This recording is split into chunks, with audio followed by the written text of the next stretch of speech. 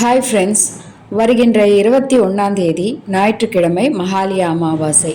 இப்போ நாம சொல்லக்கூடிய இந்த இலை மீது ஒரே ஒரு தீபம் ஏற்றி வச்சாலே போதும். திருமண தடை நீங்கும், பண பிரச்சனைகள் தீரும், செல்வ வளம் பெருகும். கேது தசை உள்ளவர்கள் விநாயகரை வழிபட்டுட்டு இந்த மருதாணி தீபத்தை ஏற்றினால் ரொம்ப நன்மை உண்டாகும். இதெல்லாம் நம்ம முன்னோர்கள் செஞ்சு அவங்க நமக்காக இதெல்லாம் சொல்லி வச்சிருக்காங்க. இந்த தீபம் ஏத்துறதுக்கு முன்னாடி நம்ம சேனலை நீங்க இப்பதான் ஃபர்ஸ்ட் டைம் பாக்குறீங்கன்னா மறக்காம சப்ஸ்கிரைப் பண்ணிக்கோங்க. பக்கத்துல இருக்க பெல் பட்டனை ப்ரெஸ் பண்ணிக்கோங்க. நான் போடுற வீடியோஸை நீங்கள் மிஸ் பண்ணாமல் பார்க்க முடியும். இன்னைக்கு மகாலய அமாவாசை அப்படின்றதுனால என்ன பலன்லாம் நமக்கு கிடைக்கும் அப்படின்றத பற்றி நம்ம இப்போ பார்த்துடலாம். ரொம்ப ஷார்ட்டாக, மகாலயபட்சம் என்பது புரட்டாசி மாதத்தில் வரும் பௌர்ணமியை அடுத்து பிரதமை முதல் அமாவாசை வரை உள்ள அந்த 15 நாட்களை குறிக்கிறது. இந்த காலகட்டத்தில் பித்ருக்கள், அதாவது நம்மளுடைய முன்னோர்கள் பூமியில் வந்து நாம் அளிக்கும் தானம், தர்ப்பணம் மற்றும் பூஜைகள் இதை எல்லாத்தையும் ஏற்றுக்கிட்டு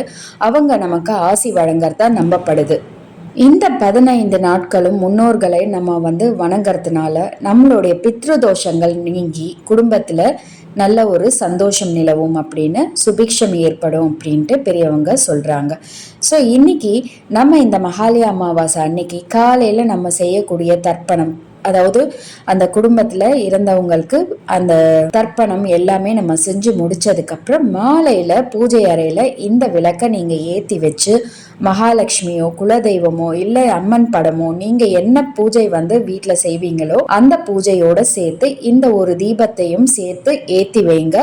உங்கள் முன்னோர்களை வேண்டிக்கிட்டு, உங்களுடைய குலதெய்வத்தை வேண்டிக்கிட்டு இந்த விளக்கை நீங்கள் ஏற்றி வச்சு பாருங்கள். கண்டிப்பாக உங்களுக்கான ஒரு வளர்ச்சி, அதாவது செல்வம் பெருகிறதுக்கான ஒரு வாய்ப்பு கிடைக்கும். திருமணம் நடக்கலை, ரொம்ப நாள் தள்ளி போகுது அப்படின்றவங்களுக்கு திருமணம் சீக்கிரம் கைகூடும்.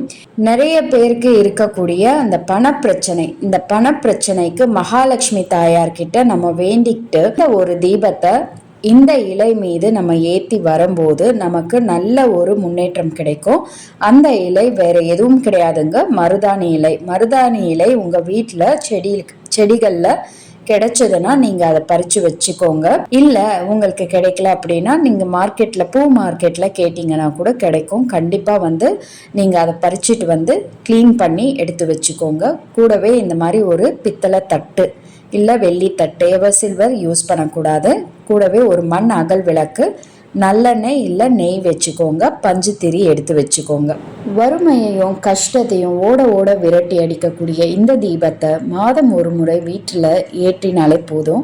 உங்களுடைய தலையெழுத்தை அப்படியே மாற்றி செல்வந்தராக்கக்கூடிய வாய்ப்பு இந்த தீபத்தை ஏற்றுறதுனால நமக்கு கிடைக்கும். வறுமை என்பது மிக கொடிய ஒரு வியாதி போன்றது எல்லாருக்குமே தெரியும். இதன் வலியும் வேதனையும் அடுத்த வேளை என்ன செய்வதுன்னே புரியாத அளவுக்கு நமக்கு அந்த கஷ்டத்தை கொடுக்கக்கூடியது. இந்த கஷ்டத்தை நம்ம எப்படி தீர்க்கலாம் அப்படின்னா, இந்த மருதாணி இலையை வச்சு நீங்கள் இந்த ஒரு தீபத்தை ஏற்றி ஒவ்வொரு மாதமும் வழிபாடு செஞ்சுட்டு வர இந்த வறுமை கண்டிப்பாக இதை நீங்கள் ட்ரை பண்ணி பாருங்கள்.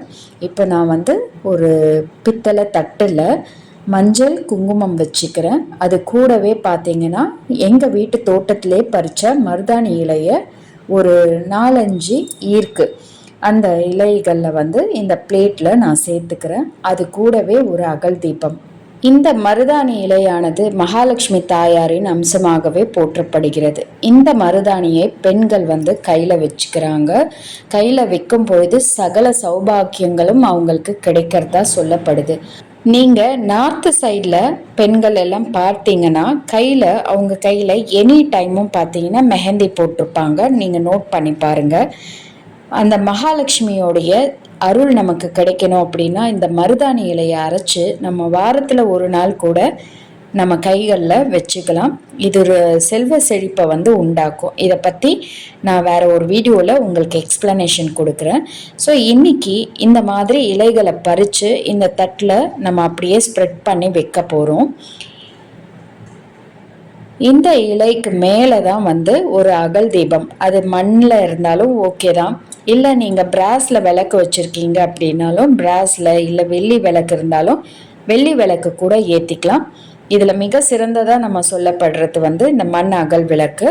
அதுக்கு வந்து ரொம்ப சக்தி ஜாஸ்தி. பொதுவாக பார்த்தீங்கன்னா அமாவாசை தினங்களில் காலையில் வந்து தர்ப்பணம் கொடுக்கறதோ திதி பண்ணுறதோ இல்லை வந்து மகாலய அமாவாசை, புரட்டாசி அமாவாசை, தை அமாவாசை, அந்த மாதிரி ஆடி அமாவாசை, இந்த மாதிரி பல அமாவாசைகளில் நம்ம வந்து மகாலட்சுமி தாயாரை சாயங்காலம் காலங்களில் வழிபாடு செய்கிறது ரொம்ப சிறப்பாக வந்து இருக்குது.